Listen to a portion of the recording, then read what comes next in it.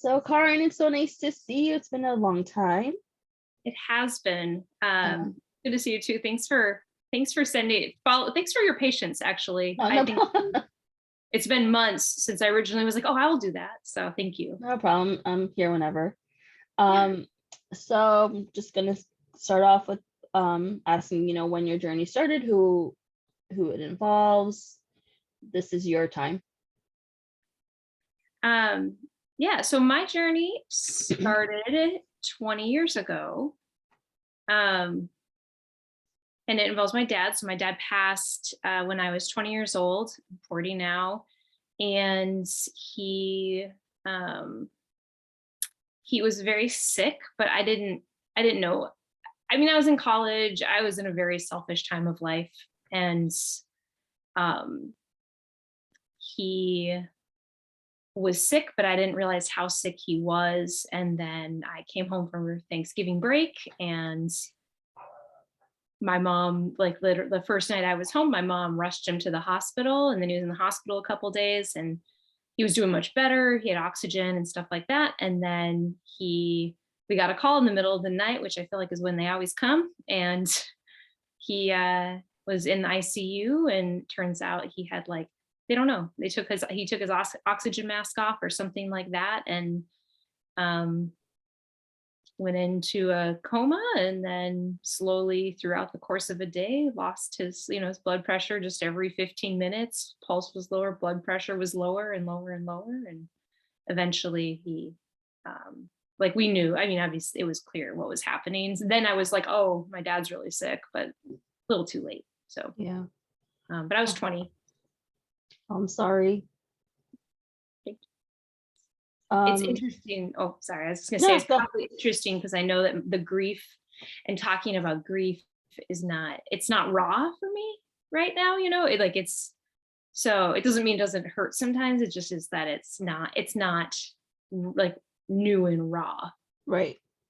So it's a different take, I guess. So I lost my cousin when I was 20. He was 20 also. So I can imagine, I can empathize with losing a very significant person in your life at a young age. Um, so how did you deal with grief as a 20-year-old versus if you've dealt with grief in like your Mhm. adult age? And there's two parts to that in my mind. What, 'cause one is I've dealt with grief. I've lost a lot of family members and even friends, but nothing compares like I don't know if that doesn't make sense. It's not a comparison, but it because I have the experience of losing my father, who I was very close to. I, it's like anything that's happened since. It doesn't mean it's not hard, but it isn't the same. It hasn't been the same. Right. So anyway, 20 years old. How did I handle it? I would answer with a deep depression, which is interesting how I got out of that, but then years of taking it out of myself. Um, like just, so I think that like initially just a deep depression, not just, but a deep Yeah. depression. It was probably a few months of just, I don't know, completely withdrawn, just numb, shut off. I was in college. I did go back. I went back to school. I finished up the semester and then decided to, just continue on because it was kind of like, well, what else am I going to do? Yeah. Um, and I had a support system and friends and things.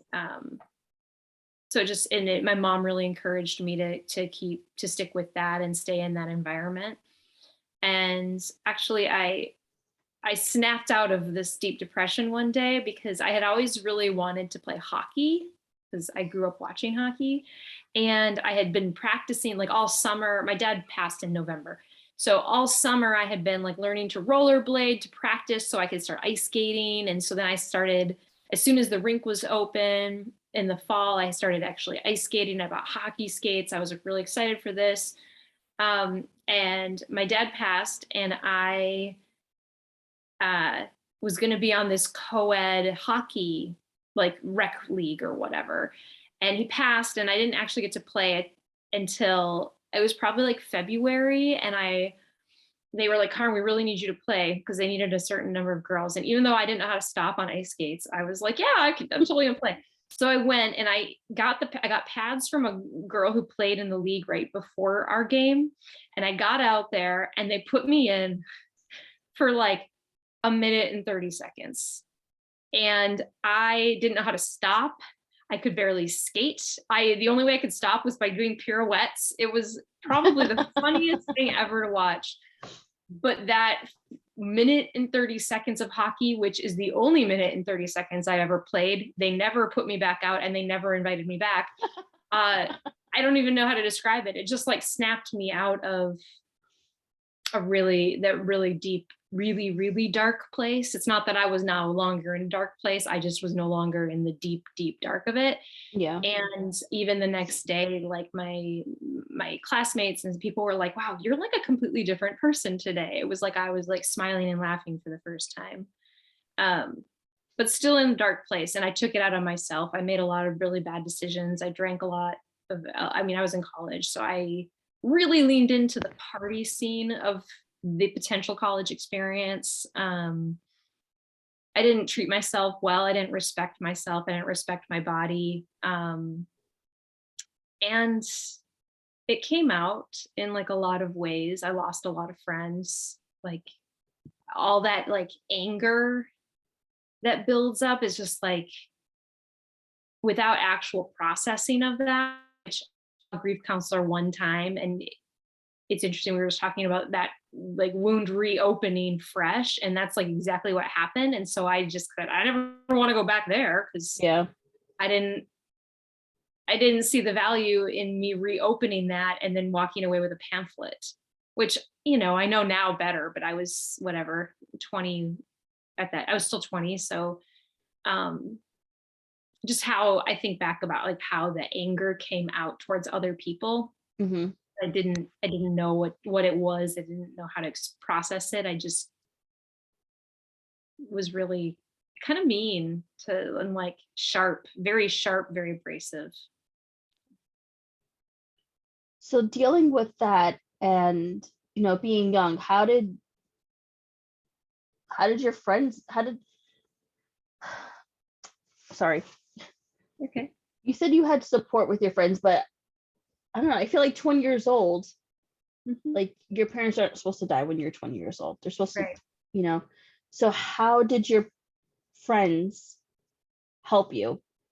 Or did they not help you? Or were your They not really. I Yeah, think 'cause I mean maybe they gave me some grace, but for a little while. But I mean I was that way for years. Like I was had just anger kind of coming out of me in like really in more subtle, well, not subtle, but like not like angry violent outrages, but I just mean like sharp words. yeah. You know, we don't,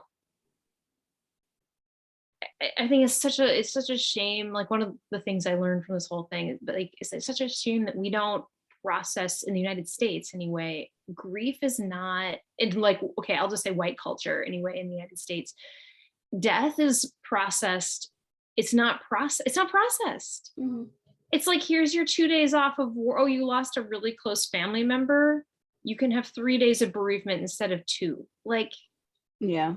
now get back to work and perform. You know what I mean? And so I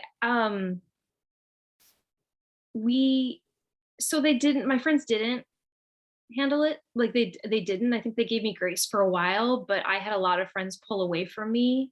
I've had a friend since, you know, who I've been in touch with again. I mean, it's been a long time, so eventually we were in touch again. And it was after her mom passed, and she was like, you know, I didn't understand why you were so angry all the time, and now I get it. And she's like, Yeah. I wish I had been there more. And it's like, but I mean, if you're your early 20s and you're like, why is this person suddenly being mean to me? I don't want to spend time with a mean person, you know? So Yeah. uh, And grief is uncomfortable. It makes really the uncomfortable. person not going through it uncomfortable. And, you know, I've noticed I've gotten like less people reaching out to me to see how things are going. Um,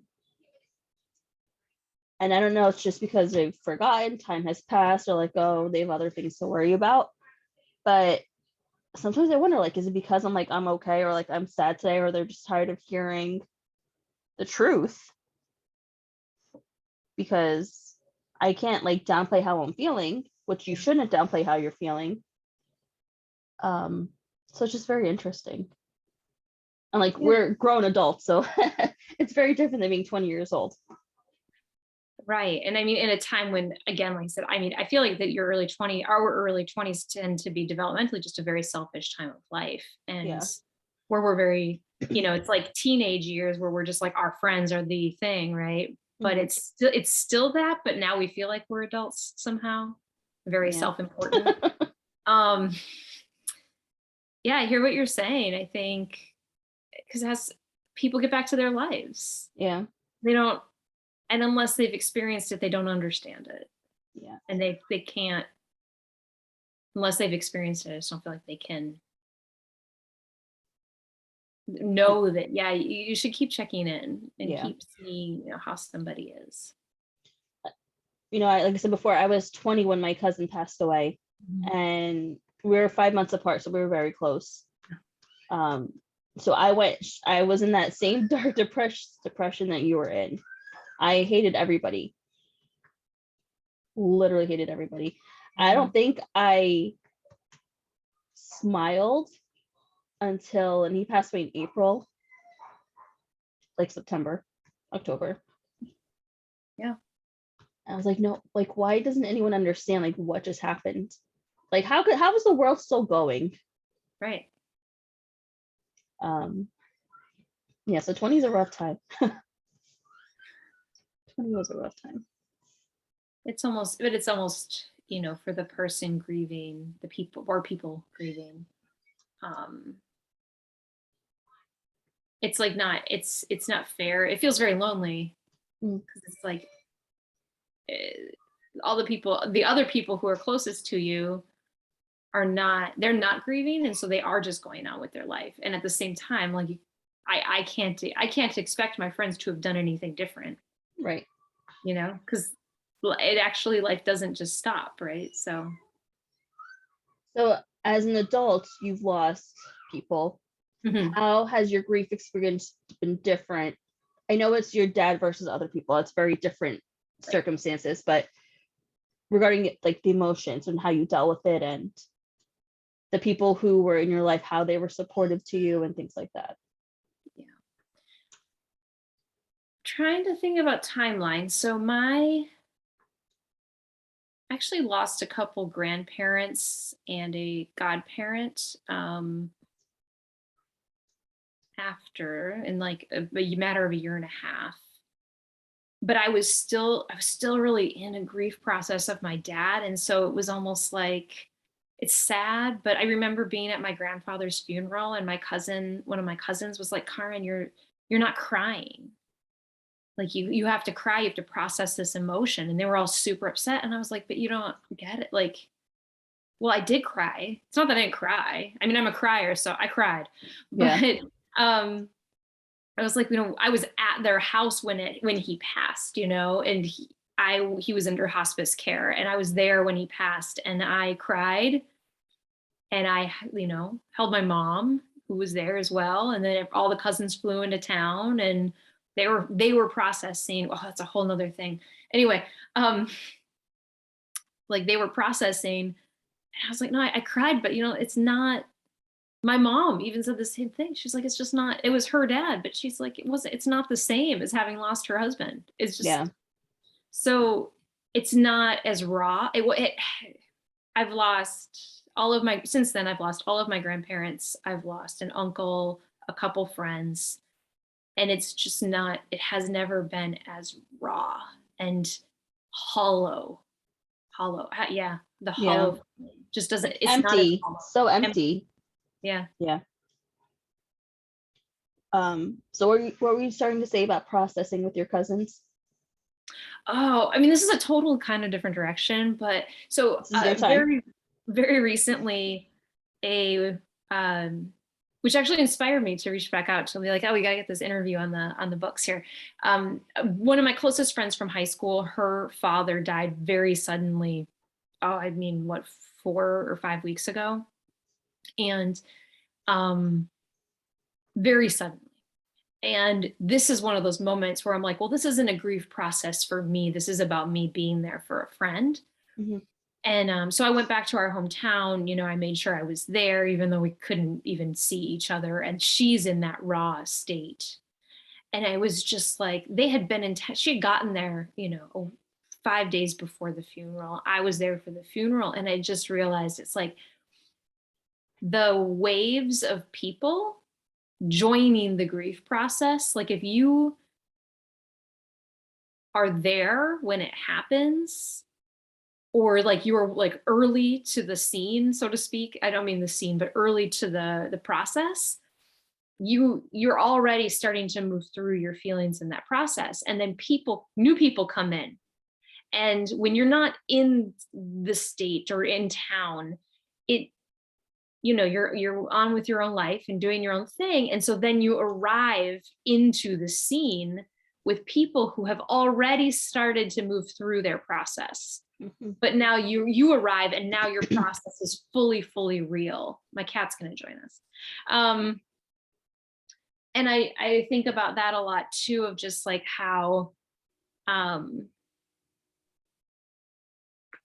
watching her go through, I'm sorry. Watching her go through that process and having new people show up and having to say the same things, and like but then for most of those people, they have their processing to do. The individual who died was something to them in whatever relationship they had, but then they leave and then they get to go back to their life a lot faster too, because like we were saying. And so I think just that's another element of it, Mhm. is like suddenly you're not only going through your process, and if you're the first one there, it's probably the most hollow and raw for you. And then you're suddenly having to somehow sort of like support other people in Yeah. their sudden, oh, this is real. Oh, their sudden like jolt into processing what's happened. And it's, Mhm. um, yeah, it's just an interesting and unique circumstance. And I think because we're not taught to deal with grief, it's like folks showing up also don't always necessarily know, like I think you said earlier, don't know how to handle you Yeah. as a griever. Yeah. And I wish there was a course. It should be like a mandatory course in high school. I don't know, on how to handle grief, Right. because unless you've been in it, you really don't know. Mhm. And it's just it sucks for everybody. Um, it's just a very weird emotion, because it brings so many other emotions, not just grief. Mm-hmm. And Oh, yeah. I so the other, I think I started to actually think about grief and grieving processes, or like there's a different way than what I grew up with. So speaking of classes, I think the class should just be life. It's like whenever I see parents shielding their kids from going to a funeral, like sometimes they're like, well, I don't want my kid running around or making a mess or whatever. And I get it. But at the same time, I'm like, but I think it's such an important, your kid's not too young to be exposed. They're not, because this is going to be their life. yeah, And I think like I just think like the thoughts around we're protecting children. And I don't think that that's protection. I think that that's just, it's a way that we aren't adequately preparing them for just the reality. Um, I, so I was served in the Peace Corps after my dad passed. Was about 5 years after. I was still very much in my process, but it was pretty dark. I was in not as dark of a place, but 5 years later, still pretty dark. And I was in Paraguay, in South America, and it was how they handle grief and death were so such a contrast to what my experience had been. And I lived in a rural community. They did 9 days of prayer. So if somebody passed, the body was out for 3 days, like 3 days of just visitation and prayer, and they just let it all out. It wasn't this like silent crying that for whatever reason we're like, I will only use I statements here. I catch myself in the silent cry. I'm like, but very cry. I mean, they just like let it out. They like would just like very vocal and just like just like letting, like expending it, getting it out. And then the body was buried. There was a funeral, and then they did 9 days of prayer, and every day you went over and you said they were Catholic, predominantly Catholic communities, so we did the rosary. I'm not Catholic, I'm sorry. I'm not either, so I'll go with whatever you're saying. Okay, I think with the rosary, the Our Father, okay, thing, and then they do it again at 3 months, and then they do it again at 6 months, and then they do it again at a year. And, they do it again at 6 months after that, and they do it again at a year after that. And then they do it at a year and it's 9 days of prayer, and some families stopped early, like sooner, and other families, they just keep it going until they felt like I went to 9 days of prayer for somebody who had passed long before I'd ever been in the community. But I mean, like years and years ago. And I found it so beautiful that they sat with each other in that space, and that people could wail, literally wail, and nobody was like, oh, it was just like, yeah. I mean, that's kind of what we do. Like we have in our religion, we have a 40-day memorial service, and then we have a 6-month memorial service, and we have the 1-year memorial service. And honestly, it's harder than like the actual like funeral, which sounds weird, but it's like opening up, like I said before, like everything that you just processed, it's reopening up that band-aid. Yeah. And blood is flowing everywhere, and it's hard. I mean, honestly, if it wasn't like part of our religion to do this, I would have said no. I would have told my parents absolutely not, because it was just too hard. So I mean, kudos to them if they're okay with doing it so often. I feel like that's like emotionally draining. Yeah. But I'll be really curious, like as you go through this, if every time it releases more. I mean, there's no way to compare. Yeah. What it would be like with it or without it. Like, yeah, I can only imagine how much it hurts in this time period. And is that releasing more to help bring some relief earlier? I'm not saying now, but like earlier in the process. I don't know. Yeah. But it is very, I'm sorry. I was gonna ask what your religion was. We're Greek Orthodox. Oh, okay. Yeah. So so we have another 6 months until the year mark. But it was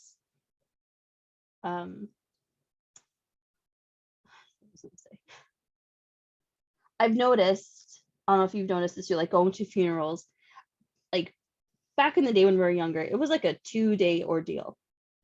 You had 2 viewings per day, and it was just, you go there in the afternoon, you go back at night, you go back the next day for the same thing, then it'd be the funeral, and that's just a lot. It is a lot. And I've noticed in the past few funerals I've gone to, that it's just been a one day thing. And I find that interesting, is that it's like people are just over the fact, or they're just uncomfortable, they're just like, we don't want to deal with it. I don't know. It's very, I don't know. It's emotionally tolling on everybody. It's emotionally tolling. You're not sleeping anyway, Yeah. and you're having to plan all of that too. And I can imagine. I mean, there's also, I don't know. There's also that like that desire. Maybe, yeah. You know what? Maybe there's that desire to, or I had a desire to make it go away. I definitely tried to run away from Hmm. it. I had very wise cousin and people who did support. My cousin is like my sister, and she was the one who told me, Carin, it sounds like you're trying to run away from your problems, and you know they're just going to follow you there. This isn't going to just go away. Yeah. But like we want a more speedy. We want to be able to, in some ways, like not move on, but like move forward in the like, or make it go away. Make it Yeah. go away. Maybe that's a better way of saying it. Um, so maybe folks are starting to do that. Like, I don't know. I'm not familiar with, I've only ever been to one day events. So Mm. I guess depends on the family. But that's interesting that you said about like trying to like get move through it faster. When everything happened, I took a 6-week leave from work. And I mm-hmm. said, I want this time so that I can break, so I can slowly pull myself back together. And I was like, I would wake up every day, but like, is this the day? Is this going to be the day where like, you know, I'm going to have my breaking point and I could just like slowly move on, like move through. And I've talked to my therapist. He's like, you might never break. He's like, and I also ran away. I went to visit a friend for like 9 days. I was like, I just need to get away from this. But again, it still followed me. My emotions didn't go away just because I was not home. You know, in a way, it was kind of harder because I wasn't home. Mm. So yeah, like no matter, like you never can outrun your problems, no matter how much you wish you could. Excuse me. No. Yeah, I was thinking I was going to transfer schools. I had all these, move to a different city, sounded very exciting. Yeah. I did not do that, and it was the right decision because I did at least have a support network of some kind. Hmm. Um, and so where I lived and moving to a new place, I would have just been a mean person in a place where I didn't know anybody. That's true. um, was there? You said your cousin was a big support. Was there anything that anyone said to you during that time, or since then, that really helped you? Mm.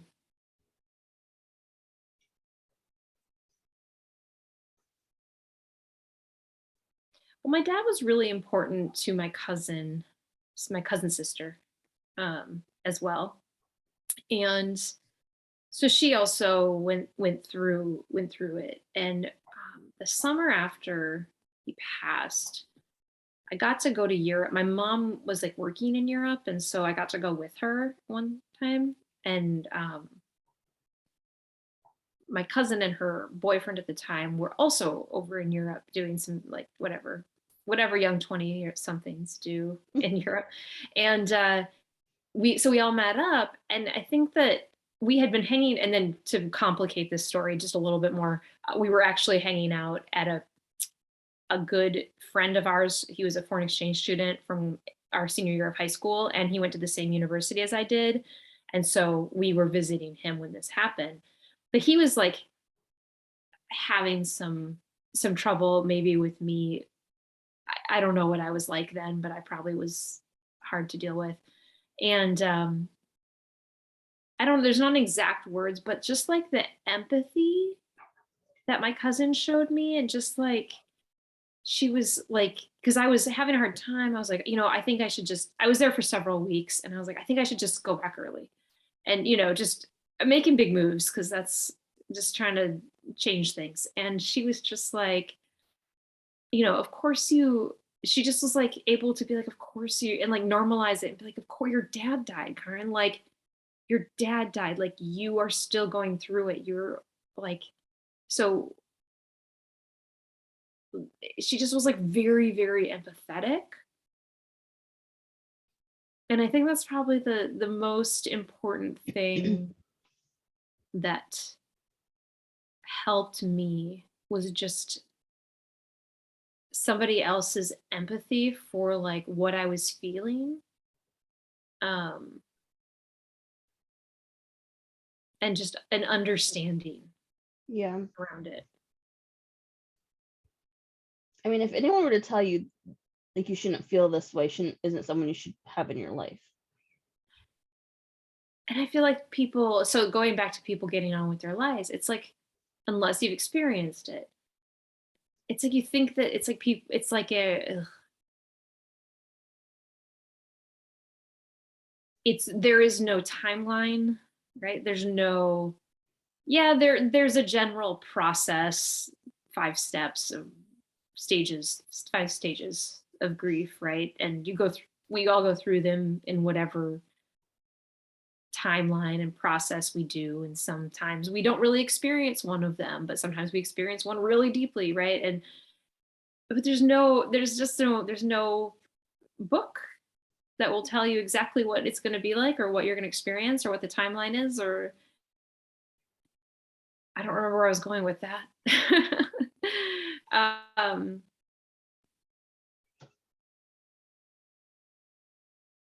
yeah, I don't remember where I was going with that. I was gonna, it was related to what you said, but I don't remember now. I just find it really interesting when people act a certain way in dealing with grief, because at one point they're going to deal with it too. Like if they, Yeah. even if they haven't dealt with it now, they might deal with it, a year later, next month, next week. And I think I would hope that they would treat people going through that the same way that they would want to be treated once they go through it. And I feel like sometimes people treat you one way, then expect to be treated a whole different way when it's their turn. Hmm. Mm-hmm. That's And probably pretty common. yeah, and it's just like, I don't know.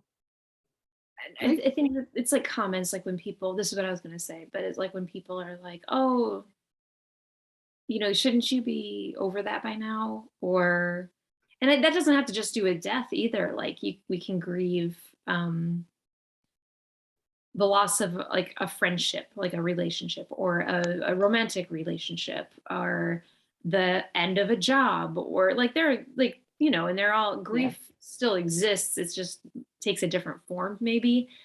And I don't know if I ever had somebody say, shouldn't you be over that by now, with my dad, right? I'd hope not. I hope not. Well, I had some people say some interesting things to me. Like what? That was my next question.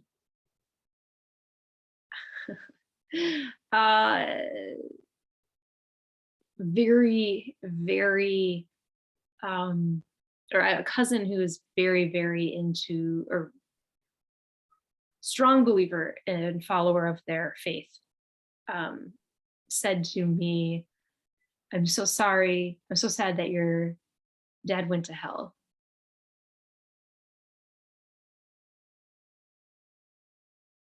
Yep.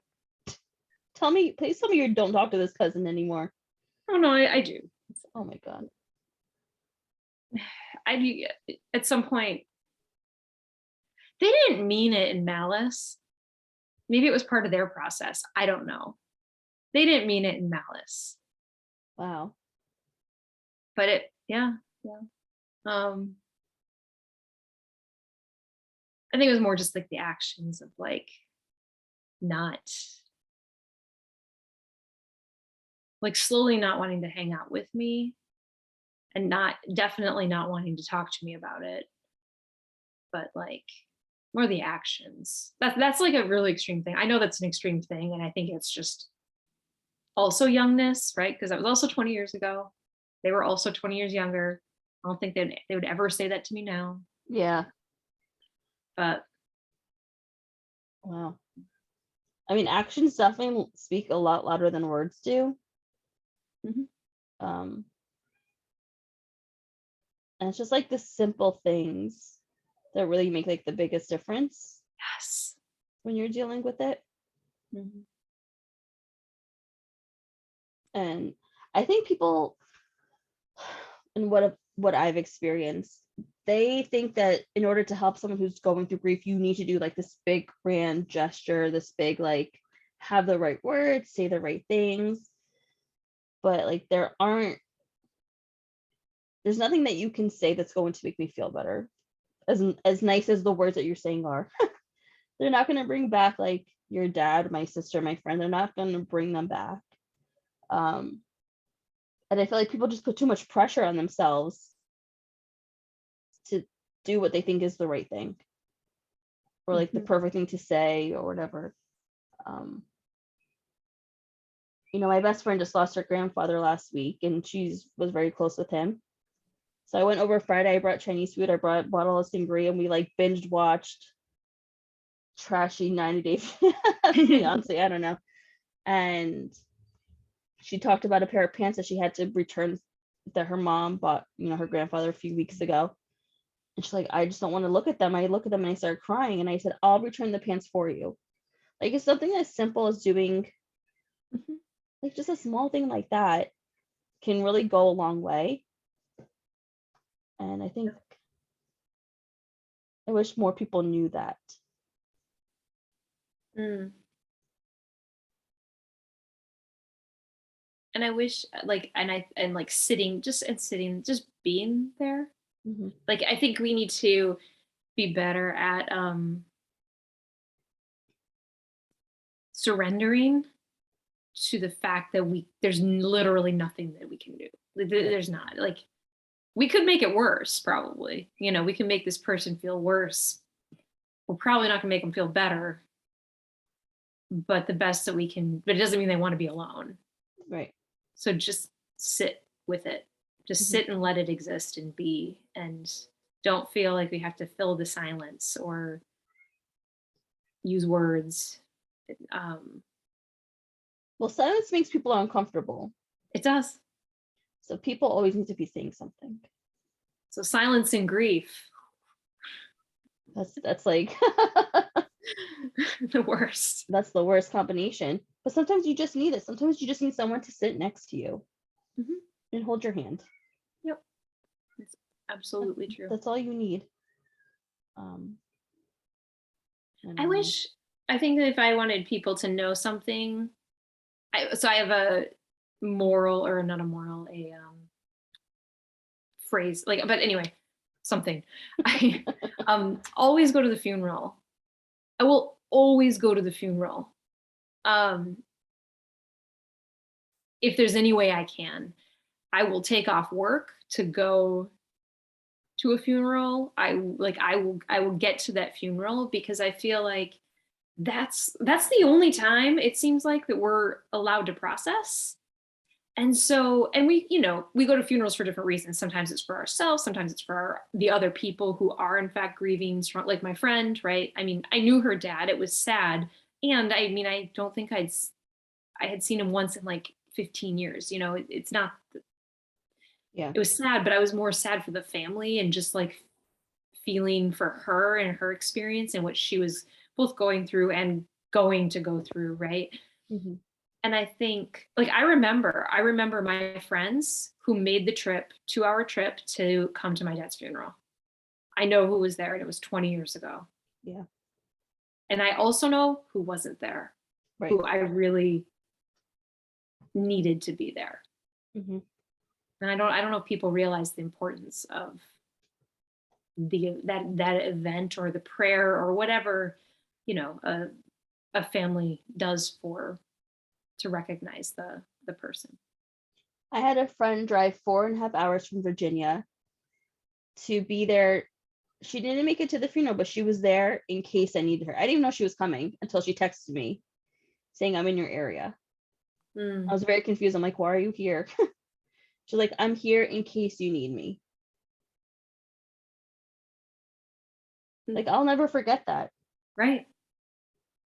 She like set the bar very high for like, if I make new friends, will you be this person that will drive 4.5 hours just to be here in case? Mm-hmm. And that, 20 years, that's a long time to remember who came and who was there and who wasn't there. Mm-hmm. Yeah. But like, since then too, I always go to the funeral. I go to a lot of funerals, especially now. Like I've moved into the stage of life where it's less grandparents and now it's people's parents. And if I can't be there, like, if I know the person, if I know that they lost somebody, I will always, like, I try to send like a direct message, at least maybe it's, not somebody I'm close to or whatever, but just like, just something, not just like, that's like more if I scrolling Facebook and see a post or something. Yeah. No, I think it's the little things that mean the most.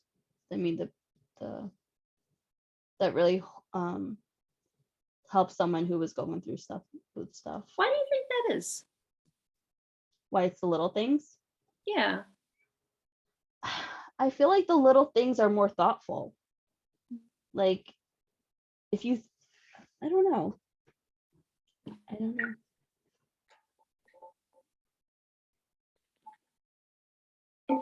I just think, anyone could come over and like bring over food.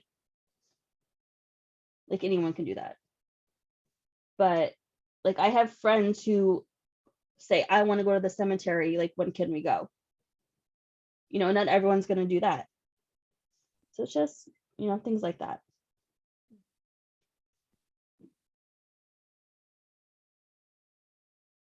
I think that just makes a difference. It's like being seen or feeling seen when, like we said earlier, feel so alone. Mm-hmm. Feeling loved. Yeah.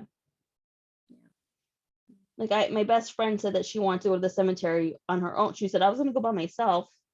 She was, but I wasn't sure how I was going to get there. Because it's like where my sister is like ginormous. If you don't know where anyone is, you could get lost in there for like 3 hours. So I went with her, and another friend was like, oh, like, I want to come. They didn't have to come. So it just it's nice to feel like you're important. Yeah. And it's nice to feel like people care. Because grief can make you feel all types of things. Oh yeah. And I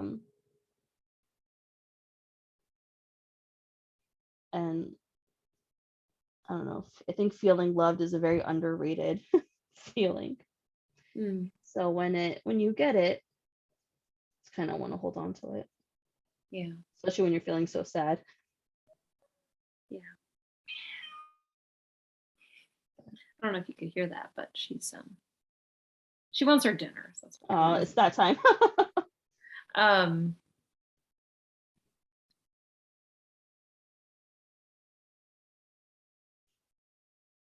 I don't remember.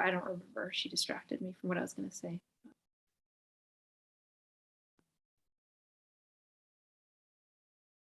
This is really nice. I don't know. It's really nice having just a conversation about grief, and it makes me like think like, oh, I need to follow up with my friend, and just I checked in on her a few days ago, but yeah, did I like respond? Like when she got back to me, did I respond? And Yeah, it's nice. I mean, I won't lie.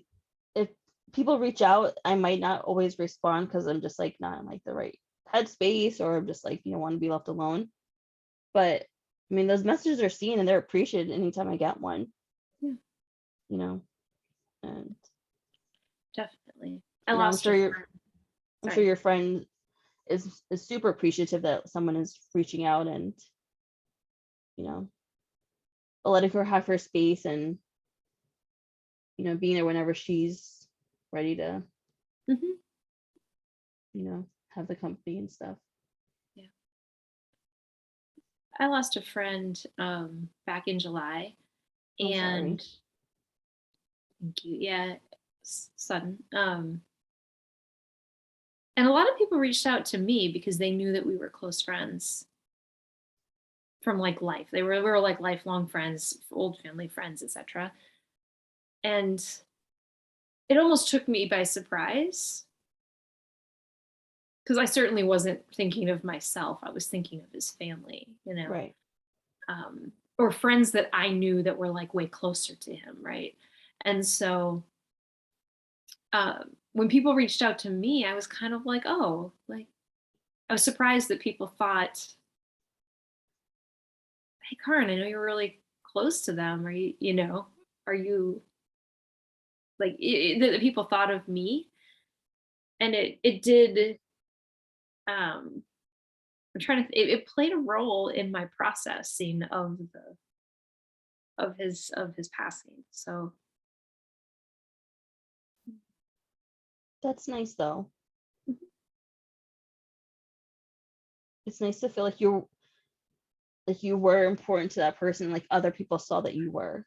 Right, like the relationship It like is on. validates it. Yes, Yeah. yeah. Mm. I'm sorry. I know losing a friend is hard, especially when you've been friends with for a long time. Mhm.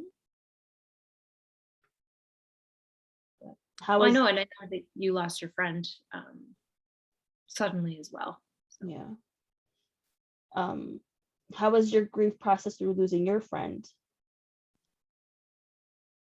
um, I did a lot of journaling. I did a lot of. It was more of a lot of memories, a lot of stories. I just started writing and the more I wrote, the more I thought of, and the more I remember. Because I mean, we'd known each other since I was like, I mean, I don't know, like 5 or 6, like when we were kids, and our families did dinner together every Friday night, and Oh, so we spent a lot of time together. Went to high school together.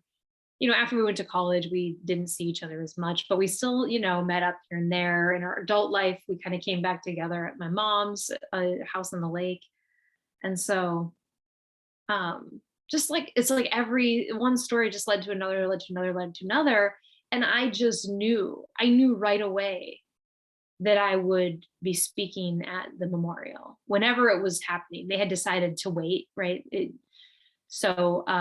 I did. Like they ended up uh, having the memorial in September, and they asked my mom to plan it no. and be like the officiant, which she accepted, but was like, I don't really feel comfortable being the officiant. I'll be more like the MC. Um, and then, they asked if I would speak, and I was like, oh yeah, I have this half written. I'm like, I'm good to go. You know what I mean? So, and just being able to be at the event, at the party, and to talk to people and to really remember his essence and his being, his spirit Yeah. was really healing, I would say. Um, there's still, how, well, you definitely know, but even with my dad, 20 years, there's still times where it just suddenly pops in there and it's like very emotional. Yeah. Um, but the process was really sad and heart-wrenching, and also going through it was more of a like remembering the good times type of activity that allowed me to also speak, and really I felt we did a great job of honoring him, and his spirit at the service. I'm not the only person who spoke. I meant like everybody who spoke and had shared Yeah. words and such. Yeah. So it was nice ultimately. How are you feeling now? I feel I don't have grief there anymore. Not like regularly, like I said, it might crop up here and there, Yeah. but I don't have grief anymore. It's I've accepted it, and I've processed, and I feel good. So After your dad died, did you ever have, like, when after your dad died, you said you played that hockey game and you had that 1 minute and 30 seconds of like joy. life, Did, yeah, joy. yeah, did you like, how did you feel afterwards? Did you feel guilty? Did you feel like relieved? Did you feel, I don't know, I felt guilt comes in a lot with grief. It does. It does. I mean, guilt is a whole stage of its own in grief, and that's not counting just guilty feelings that crop up. Yeah. Like you said, like a lot of things come out of grief. So, um, I don't remember feeling guilty at that point. It had been several months, and I think that one of the most interesting things that I learned was how joy and grief and sadness can like coexist. Hmm. Um, it was a really interesting experience when I was like recognizing that when I was feeling joy, that I was feeling it, and this pain and sorrow and hollow feeling. I felt guilty about other things, of course, but I didn't feel guilty after when I played hockey, and then felt like this surge of such a contrasting frame of mind than where I had been going into the hockey game. So Yeah. I met up with a friend a few weeks ago, maybe like a month or so ago, and she's like, "You seem so much lighter." mm, And I said, "I feel okay." And like, and not just like I'm okay to like make people not feel uncomfortable. Like I right. genuinely felt okay. And I got into my own head and I started feeling so guilty for feeling like that. Mm, 'Cause I'm like, it's only been a few months. How can you say that you feel lighter and that you feel okay? And you know, it's just like it's just a mean feeling. mm. It's like a Yeah, bully. it is. It's a bully. I mean, our self-talk is often a bully, right? Yeah. Um, I guess I'd be curious, like, you felt okay compared to what? Like feeling okay. I'm yeah, compared to what? Like whenever people ask me how I am, I just say I'm okay. Because I'm Mm, not gonna right. say, Yeah. what else am I gonna say? I'm okay. Um, but like on that particular day, for whatever reason, like I genuinely felt okay. And I was Mhm. like, okay, like this happened, it is what it is, you know, I can smile, I can laugh, I could do X, Y, and Z, and it's okay. And then guilt came and I was like, and they're like, excuse me, like you shouldn't be feeling these feelings because what happened, so it's just Mm, it's yeah, it's just a very unique and a very mean and a very strange. It's just like I don't know how to describe it. Um, it's like just a very bittersweet emotion. I don't know. yeah. And it's a juxtaposition to like or I should say more of a contrast to the other side of it, where you're not actually okay. Yeah, You're like alive, You And know, that but is yeah, okay, but not actually okay. yeah. And I mean, what would your sister want for you? yeah, I'm sure she wouldn't want us to be, you know, feeling how we're feeling, but you know, they can't stop me from feeling how I'm feeling. You know, um, it's just I don't know. I'm I not also sure. think that, oh, sorry. No, I also think that like the process of grieving has phases. Some are pronounced and some aren't, right? And so, and I think like, I think that, I mean, I certainly, you know, don't recommend beating yourself up or being a bully, letting your mind bully you. Yeah, And like you said, I mean, it's going to happen, and it also can be temporary. yeah, It might be part of the process for you, but it doesn't mean that it is the only part of the process. yeah. I mean, like I go out, I hang out with friends. Yeah.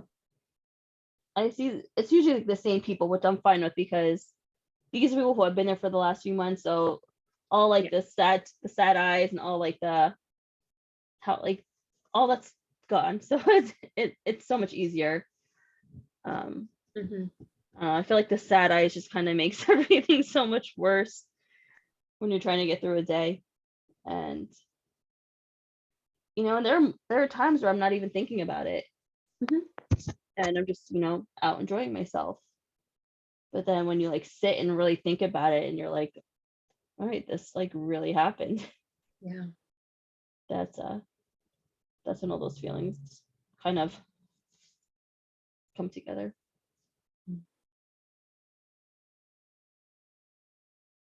I think that yeah, the grieving process definitely teaches us, any individual, I should say, like, a lot about emotions and the complexity Yeah, there. and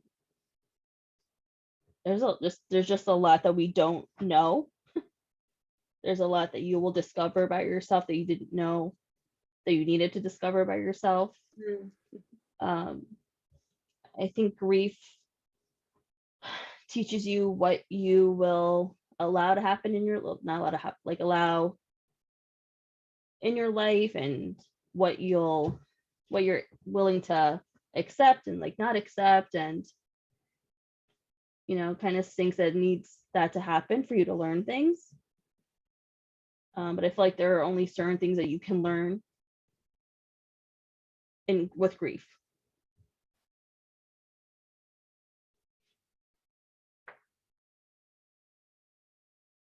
I think that's definitely true. Yeah, like there are certain lessons that you will only learn once you go through this. Mhm. It's a formative experience. Like, you don't come out the other side as though there's just an end to it, but um, you don't come out the other side the same person that you Yeah, did no, at all. you're a And completely different person. I think that my experience with grief is probably one of the places where I grew a lot of empathy Hmm. that I didn't have before. And not just for people going through the similar process, but in general in life, Yeah, just being an empathetic person. yeah. I feel like grief has taught me to be kinder to myself. Mm. You're your own worst critic and your own worst enemy. And once you if you dealt with that with if you dealt with you know a loved one dying or someone dying, or it's hard not to take it out on yourself and to be mean to yourself and to be like, whatever it is your mind is telling you then, or to be like, oh, you haven't cleaned your room in like 3 days, and then you put one thing away. You should be proud that you like put a shirt away. It takes a lot of grief takes a lot of energy out of you. It does. So I think you need to like celebrate the little things that you do when you're dealing with that, because it's like emotionally taxing and draining, and it's just like exhausts you in every aspect. So it just needs to be a little nicer to yourself. Like, it's okay, you put a shirt on a hanger. It's a baby step. Tomorrow you can put 2 shirts on a hanger. You know, little things like that. I mean, I love that. I love that. Yeah, we don't, in general, we don't give ourselves enough credit. Yeah. And so I mean, and there's like, and so there's also that, like, the shoulds, maybe. I should be, like, I know this happened, but I should be whatever, cleaning my house, or I'm not working, and so therefore I should be using this time to whatever. And that's just not how, it's just not how we humans work. Yeah. It's just not how it works. And so it's celebrating those little things that are even the smallest bit of movement. Like, I think recognizing them, celebrating them, that can be an important part too. Yeah. I love that what you just shared. Like in the beginning, I would give myself credit for like getting out of bed. Yeah. You know, Mhm. because I didn't want to get out. I just wanted to stay in bed and forget and pretend like nothing ever happened. But obviously, you couldn't. So I think we just need to learn to be kinder to ourselves when dealing with grief. I love that. Yeah. It was lovely chatting. If there's anything else you would like to talk about before we... You know what? I feel like this was a really nice and like really well-rounded, comprehensive conversation. Yeah, I think it was really nice. It was Yeah. really nice to talk. It was really nice. Thank you for sharing your own like personal experiences. Yeah, you as well. Thank you. Yeah, you're welcome. But I know yours are recent and raw, and so yeah, thank you for just, I don't know, sharing your vulnerability with me. Yeah, I just want this thing to be where people feel like they're just not alone. Yeah, I think it's pretty incredible. I think it's pretty incredible. Thank you. Like what you're doing, and it's so needed. We don't talk about it enough, right? That's Yeah. part of the class. This is the class. Yeah. Yeah. Thank you, Chrissy. Chatting. Good chatting with you too. We'll talk soon. Sounds good. All right. Bye.